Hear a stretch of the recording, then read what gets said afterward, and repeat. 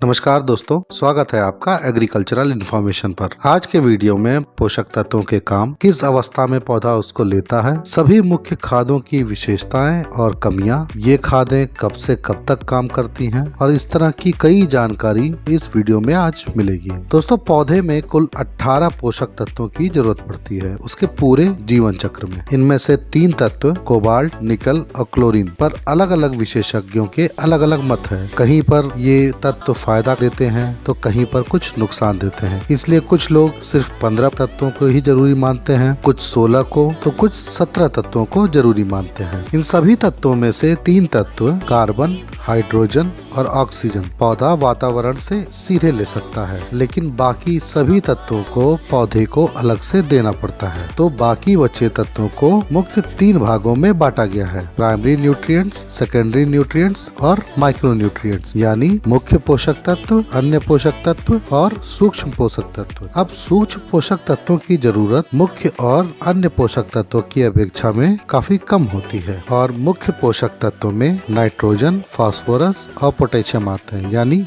NPK, और अन्य पोषक तत्वों में कैल्शियम, मैग्नीशियम और सल्फर होते हैं। इसके अलावा copper, iron, boron, manganese, zinc, molybdenum, cobalt, निकल और क्लोरीन को सूक्ष्म पोषक तत्व कहा जाता है। कार्बन, हाइड्रोजन और ऑक्सीजन क्योंकि हवा से मिल जाते हैं इसलिए इन्हें अलग रखा जाता है। तो शुरुआत करते हैं दोस्तों नाइट्रोजन से। पौधा नाइट्रोजन नाइट्रेट फॉर्म में या नाइट्राइट फॉर्म में या अमोनियम फॉर्म में, इन्हीं 3 रूप में पौधा नाइट्रोजन ले पाता है और इसलिए वातावरण में 78% नाइट्रोजन होने के बावजूद भी पौधा इसे नहीं ले पाता क्योंकि वो इस फॉर्म में इसको नहीं मिल पाता। नाइट्रोजन दोस्तों क्लोरोफिल का एक मुख्य तत्व है। इसका मतलब नाइट्रोजन की कमी यानी क्लोरोफिल की कमी, और क्लोरोफिल के बिना खाना बनाना पौधे को संभव नहीं है और बिना खाने के पौधे का मरना तो तय है ही। पौधा सभी तत्वों में से नाइट्रोजन को सबसे ज्यादा इस्तेमाल करता है। पौधे के लगभग हर हिस्से के विकास के लिए नाइट्रोजन अति आवश्यक होता है, चाहे वो जड़ हो, तना हो या फिर पत्तियां हो। इसकी कमी को पूरा करने के लिए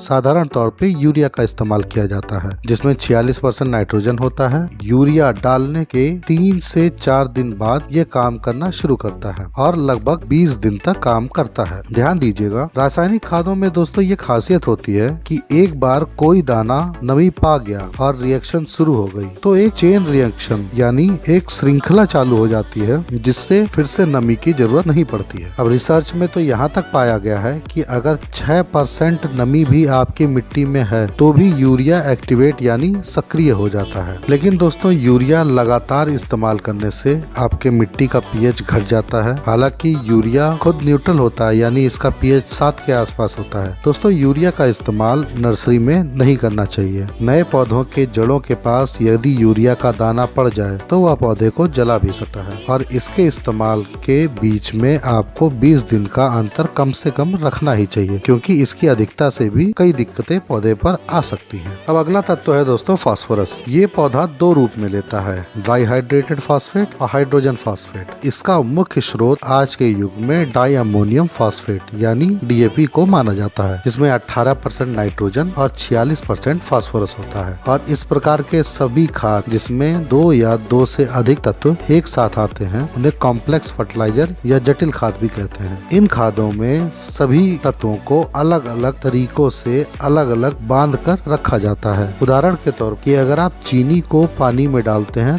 तो चीनी पानी में घुल जाएगी, यानी एक रिएक्शन हो जाएगा। लेकिन अगर वही चीनी आप पॉलिथीन में पैक करके फिर पानी में डालेंगे तो चीनी उसी तरह बनी रहेगी और पानी के अंदर भी रहेगी। तो आप ऐसे समझ सकते हैं कि 2 अलग अलग तत्वों को अलग अलग रासायनिक प्रक्रियाओं से बांध कर फिर एक साथ मिलाया जाता है ताकि वे आपस में रिएक्शन ना करें। इस तरह की खादों को कॉम्प्लेक्स खाद यानी जटिल खाद कहा जाता है। इनके उदाहरण DAP, NPK 12-32-16, 19-19-19, 12-61-0 या 10-26-26। अब DAP में जो 18% नाइट्रोजन होता है उसमें 15.5% अमोनियम नाइट्रेट होता है और 46% फास्फोरस में से 39.5 यानी 39.5% पानी में घुलता है और बाकी मिट्टी में ही जाकर घुलता है। इसलिए डीएपी धीरे धीरे पौधों में 7 दिन में लगना शुरू होता है और इसका असर 4 से 5 महीने तक चलता है। यहाँ तक कि पीएसबी यानी फॉस्फेट सोलुलाइजिंग बैक्टीरिया, इनकी मदद से आप पहले के डीएपी जो आपने पहले खेत में डाली है उस डीएपी का भी इस्तेमाल आप अपनी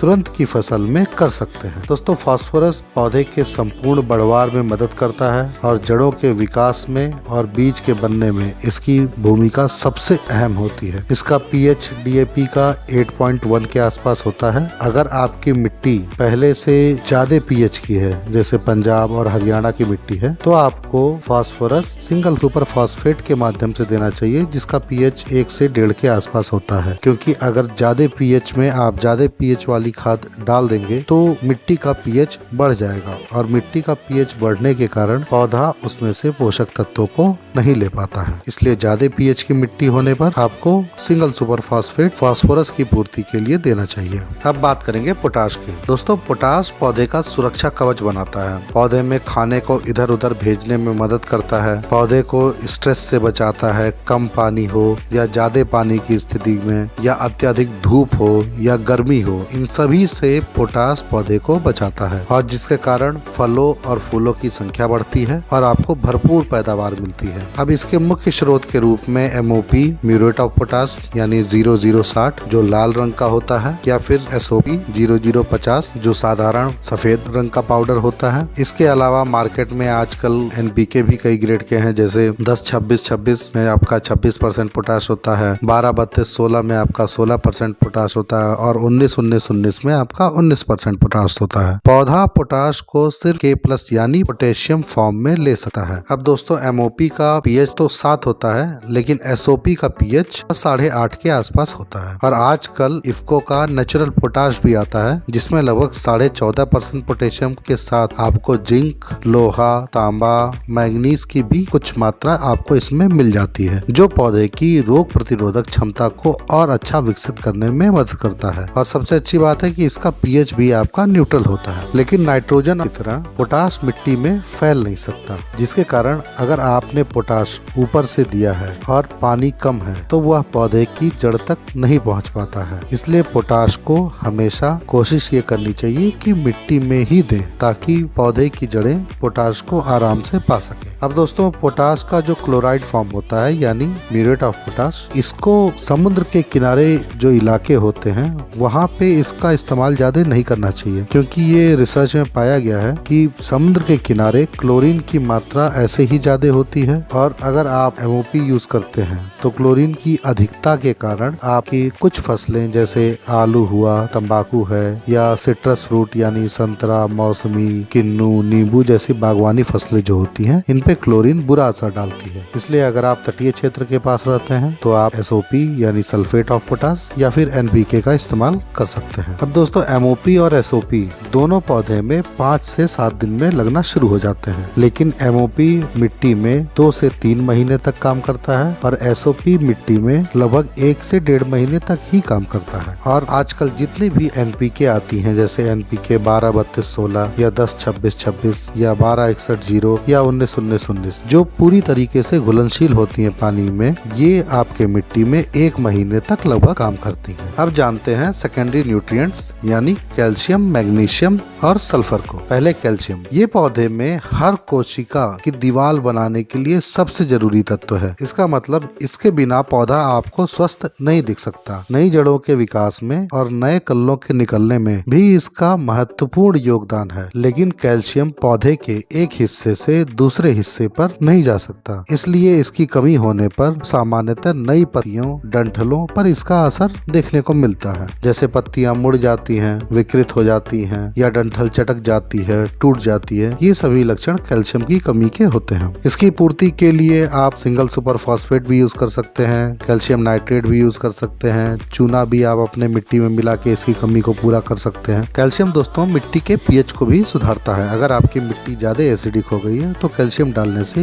ये उसके असर को न्यूट्रल करता है। इसी तरह मैग्नीशियम पौधे को खाना पहुँचाने में मदद करता है और क्लोरोफिल में भी मैग्नीशियम एक मुख्य तत्व होता है। इसका मतलब मतलब इसकी कमी से क्लोरोफिल की कमी होने का डर रहता है, और क्लोरोफिल की कमी मतलब पीलापन, खाना ना बना पाना, जिसके कारण पौधे में कई दिक्कतें आना तय होती है। इसकी कमी से पत्तियों की नसें हरी और बाकी पत्ती पीली हो जाती है और फिर सूख जाती है। बीजों के बनते समय भी मैग्नीशियम की काफी अच्छी जरूरत होती है। इसकी जरूरत सामान्यतः मैग्नीशियम सल्फेट डालकर पूरी की जाती है। अब दोस्तों बारी है सल्फर की, और सल्फर को कई लोग तो चौथा मुख्य तत्व भी मानते हैं एनपीके के बाद, क्योंकि इसकी जरूरत एमिनो एसिड्स, प्रोटीन और तेल बनाने में बहुत ज्यादा होती है। यहाँ तक कि कुछ एंजाइम और विटामिन को भी पौधे को बनाने के लिए इसकी जरूरत पड़ती है। और एक तरीके से कहा जाए तो क्लोरोफिल को भी बनाने के लिए सल्फर की जरूरत पड़ती है। हालांकि सीधे तौर पे नहीं पड़ती है, लेकिन इनडायरेक्ट तरीके से सल्फर की जरूरत भी पड़ती है। और हम इंसानों में और जानवरों में भी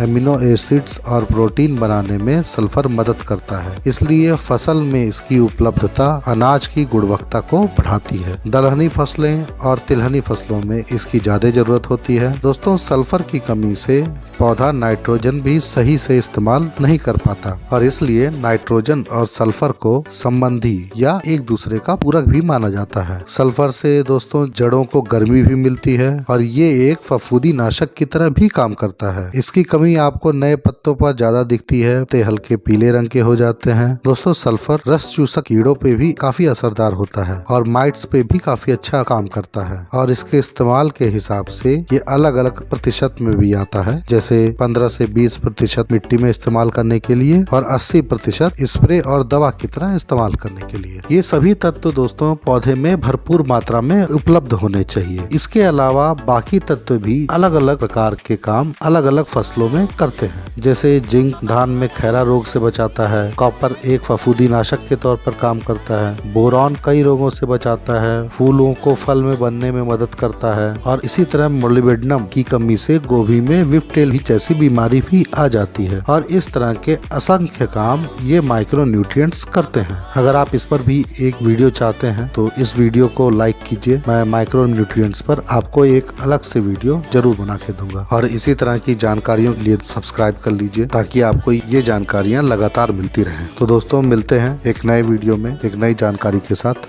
धन्यवाद।